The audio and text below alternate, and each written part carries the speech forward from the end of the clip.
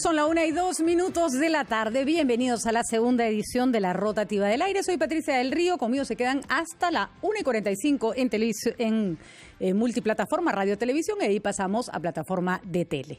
Pero por eso hemos escogido esta primera hora del programa para entrevistar al doctor Rafael Vela. Vamos a entrevistarlo porque él es, como saben bien, el coordinador del equipo especial Lavajato, y en este momento hay una investigación seria que lleva adelante su equipo que involucra al presidente Vizcarra. Y además de los indicios que ustedes han ido escuchando durante todas estas semanas y de las respuestas del presidente Vizcarra, hay una discusión interna en la Fiscalía sobre quién debe llevar el caso. Si el equipo Lavajato del doctor Vela o más bien el equipo anticorrupción del doctor Tello.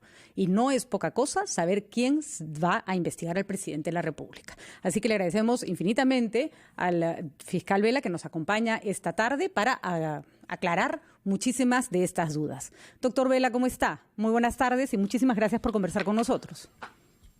Patricia, buenas tardes. Muchas gracias a usted por la oportunidad. Bueno, es importantísimo escuchar su voz en estos momentos. Hay que reconocer que durante la pandemia ustedes han seguido trabajando, pero el país ha estado con la cabeza en otra parte. Y sin embargo, el resultado de esos trabajos sigue saliendo a la luz y sigue dando sus frutos. Ayúdenos a entender por pasos lo que está ocurriendo, porque creo que el público está bastante mareado con la cantidad de información que ha salido y con la cantidad de respuestas que ha recibido. Así que le voy a proponer que vayamos por partes y así usted nos va a poder ir dando toda la secuencia de los hechos hasta el día en que hemos llegado. Lo primero que quería preguntarle, doctor Vela, es ¿cómo llegan ustedes al caso Vizcarra? Dado que ahorita hay una diferencia sobre quién debe llevar el caso Vizcarra, le pediría que empiece contándonos cómo se encuentran ustedes, cómo llegan a esta información. ¿La estaban buscando? ¿Fueron tras ella? ¿Tenían algún indicio? ¿Cuál es la manera como el caso llega a sus manos? Sí, es muy importante su pregunta, Patricia, para entender cuál es la dinámica de participación de los fiscales del equipo especial en una coyuntura particular, que es la pandemia y pospandemia. Así es. Y es importante este detalle porque efectivamente durante la pandemia nosotros fuimos gravemente golpeados operativamente, porque por disposición de la Fiscalía de la Nación nosotros no podíamos acceder a nuestras oficinas, no teníamos información digitalizada, y todos los plazos y las investigaciones se encontraban suspendidos. Esto en un buen sentido de la disposición, porque se estaba resguardando la salud del personal fiscal y administrativo. ¿De acuerdo? Cuando fue evolucionando la pandemia, fueron también relajándose de alguna manera las medidas de biosanidad que la propia Fiscalía de la Nación había dispuesto en su oportunidad, y nosotros fuimos incorporándonos, por supuesto no plenamente, pero sí relativamente, a nuestras funciones. Uh-huh. En esta circunstancia tampoco podíamos realizar actos de investigación. Entonces, en ese momento, hacia el mes de mayo, junio, para situarnos específicamente en el tiempo, la coordinación emitió una disposición compatible con otras que había también ordenado la señora fiscal de la Nación para que se dé una priorización de lo que eran los trabajos de corroboración de las solicitudes de beneficios por colaboración eficaz. ¿Por qué razón esto es clave? Porque era lo único que podíamos hacer en coyuntura de pandemia, porque en ese caso no se afectan los derechos de los investigados, uh-huh, porque los investigados no participan en los procesos especiales de colaboración eficaz.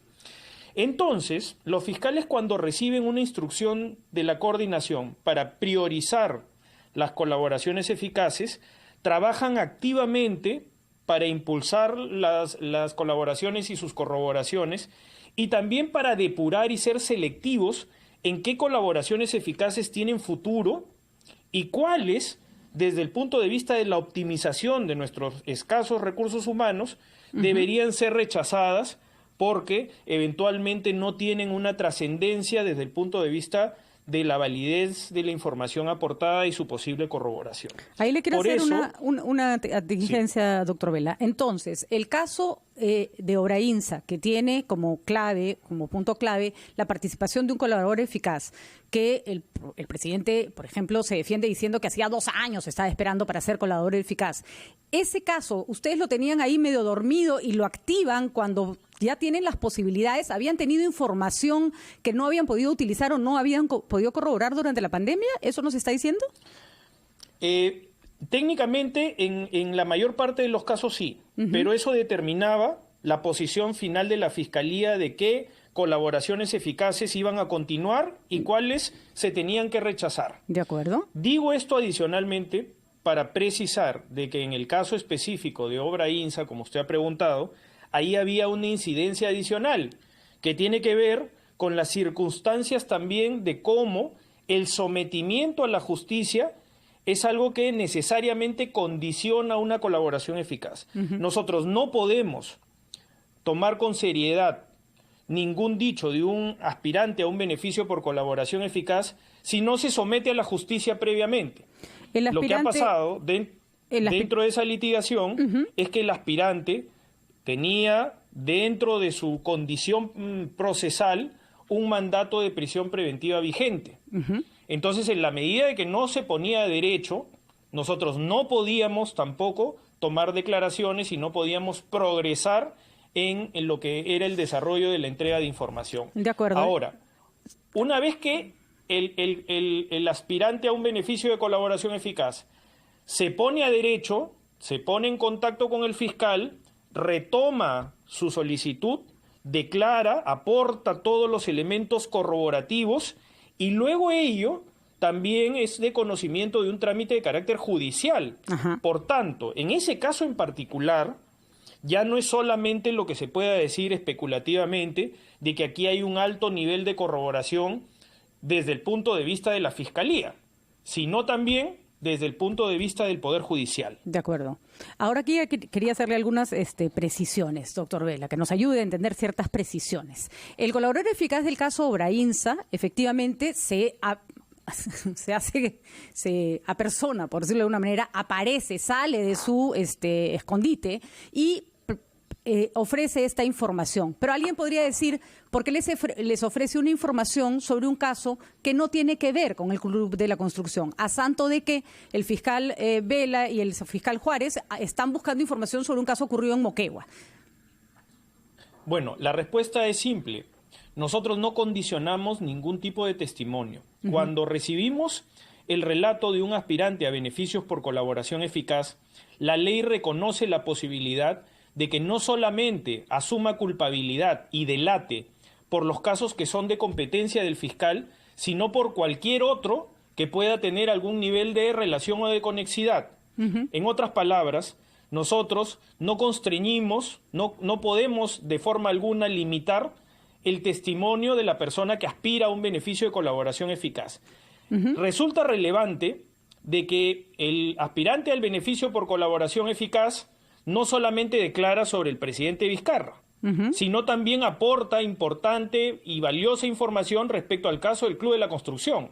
Es decir, pero ciertamente también añade a lo que termina siendo un factor determinante en cualquier colaboración eficaz, que es la condición de novedad y de valor que pueda tener una información relevante que aporta, que no solo está relacionada directamente a los hechos que puedan ser competencia del fiscal que tiene el proceso especial de colaboración. Entonces, para entenderlo bien, Obrainsa, los representantes de Obrainsa estaban involucrados en el caso Club de la Construcción, estaban colaborando eficazmente en ese caso y por lo tanto podían darle a Fiscalía la información sobre cualquier otro delito que habrían cometido.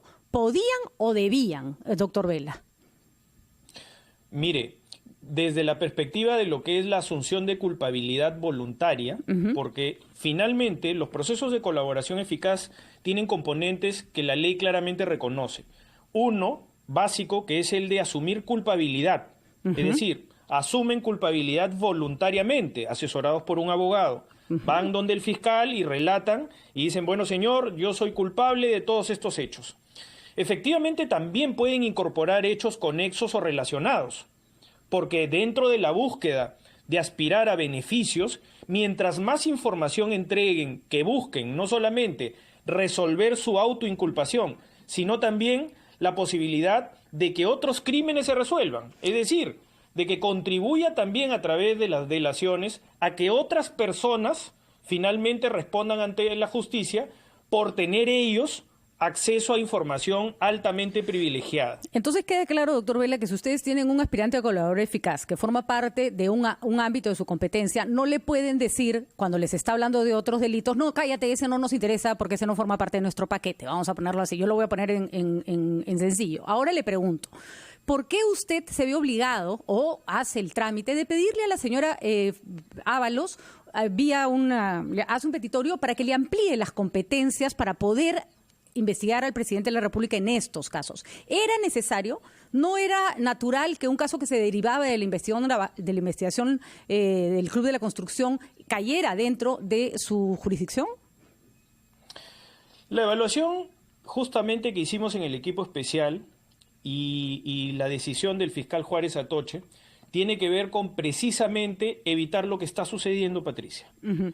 Lo que está sucediendo es que en un caso altamente trascendente pueden haber cuestionamientos respecto a las competencias de los fiscales. Nosotros, en el oficio que enviamos a la señora fiscal de la Nación, y así lo reconoce también en su respuesta la propia señora fiscal de la Nación, claramente lo que dice es que no era necesario.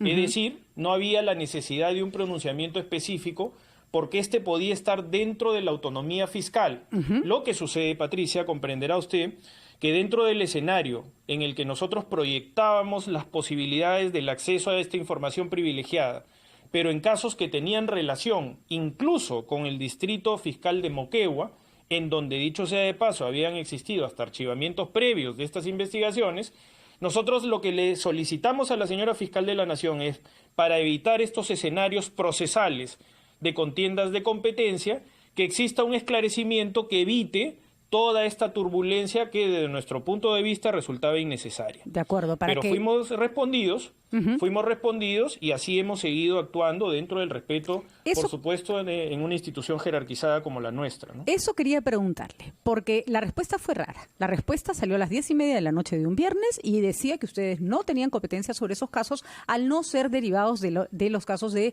Odebrecht y de los casos de Lavajato. Sin embargo, tenemos ahora al fiscal Juárez Atoche, que nos sorprendió abriendo una investigación preliminar directamente contra el presidente de la República por el caso Lomas de Hilo. Con esa respuesta, ¿está retando el fiscal Juárez Atoche a la señora Ábalos o el equipo que usted dirige está en condiciones de seguir trabajando así? Le voy a dejar planteada la pregunta, doctor Vela, para que al regreso pueda respondérnoslas con calma, por favor. Vamos a una pausa. Perfecto, gracias.